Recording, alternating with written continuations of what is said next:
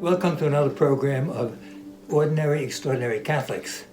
I hope that you're dealing well with the coronavirus and that you're well and your family is well, and that you're taking all the steps you have to take not to get caught up in this. Today we're going to talk about another extraordinary ordinary Catholic. His name is Pierre Toussaint.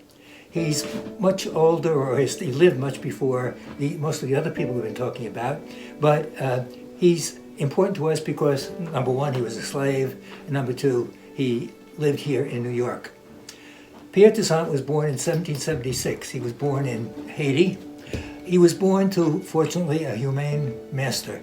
So the humane master, when it was a time when slaves were not allowed to read and write, his master allowed him to be taught by his grandmother to read and write. In fact, this master recognized his talent, even let him use his library. When he was in his 20s, Pierre came to the United States. The son of his owner and his wife were sent here with some slaves because there were troubles in Haiti. So Pierre came to New York. He was apprenticed to a hairdresser, and pretty soon he did so well with this hairdressing trade that he had a clientele of very wealthy women. He worked at this trade, and eventually, though, the husband of his master, the husband who was the son of his master, he died and left his wife and the slaves.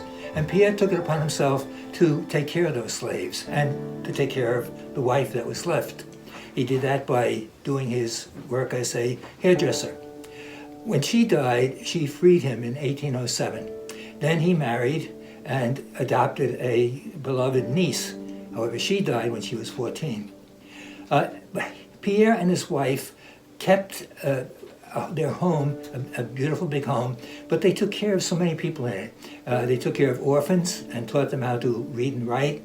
When there were yellow fever in New York, they took in those who were left homeless by the yellow fever.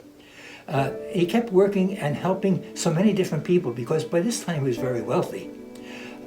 Some of his friends, when he got to be older, said to him, "Why don't you retire? You have this money. You're wealthy." And he said something to the effect that, "Yes, for myself I have enough, but I don't have enough for those for whom I'm trying to help." Pierre Toussaint died in his 80s, and he was named blessed in 1997. He's buried now in New York St. Patrick's Cathedral. So here he was, a black man, a slave who was freed, a man whose open heart, whose great generosity, whose great love for others led him to spend his life taking care of their needs. An extraordinary, ordinary Catholic.